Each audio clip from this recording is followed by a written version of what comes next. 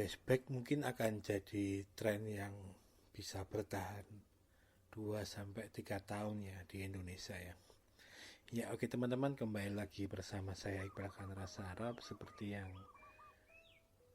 sudah saya omongkan di depan tadi, bahwa tren Westback ini memang, atau kalau bahasa Indonesianya mungkin tas punggung atau tas pinggang lah ya, bahasa-bahasa dulu sebelum menjadi milenial Westback seperti ini.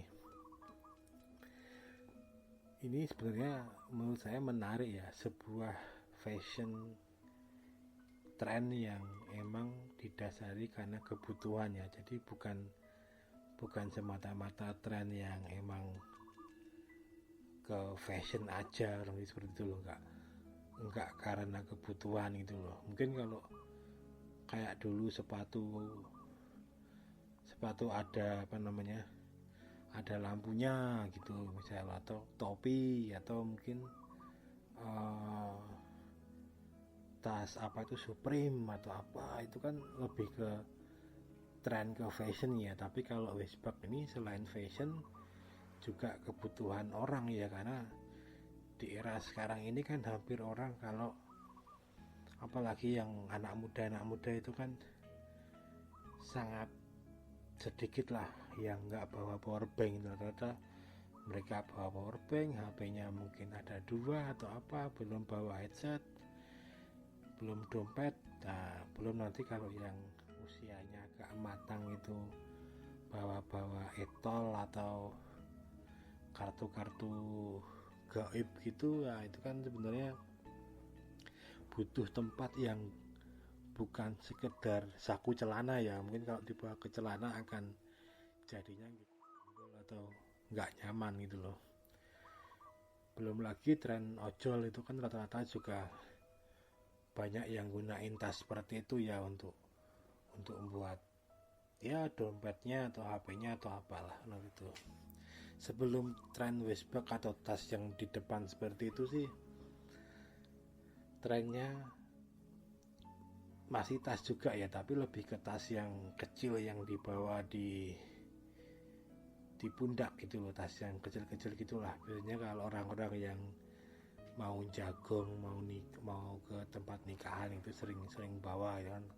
Tapi kan sekarang udah menjadi hal biasa kan, orang-orang nikah tamunya pada pakai Westback seperti itu udah menjadi hal yang biasa. Apalagi yang membuat kemarin-kemarin ini Westback juga makin populer kan, selain masalah gadget orang yang semakin banyak yang dibawa kan, tren running itu sebenarnya, tren lari gitu-gitu kan. Orang-orang yang lari gitu kan butuh tas yang bukan tas punggung ya, yang mereka mungkin untuk bawa sekedar jaket, sekedar uang, sekedar dompet gitu, yang tapi yang enggak menu-menu atau enggak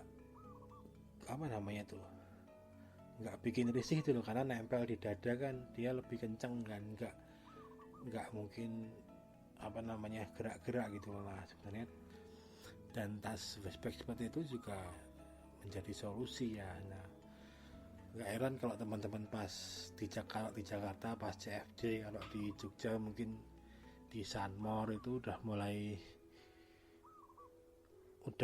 banyak orang kok, udah banyak orang yang pakai Westback seperti itu ya. Dan dari segi keamanan juga lebih aman daripada tas lempang seperti itu ya, karena dari depan kalau teman-teman buat jalan kemana kan, kemungkinan kecopetan atau apa itu sangat minim gitu loh.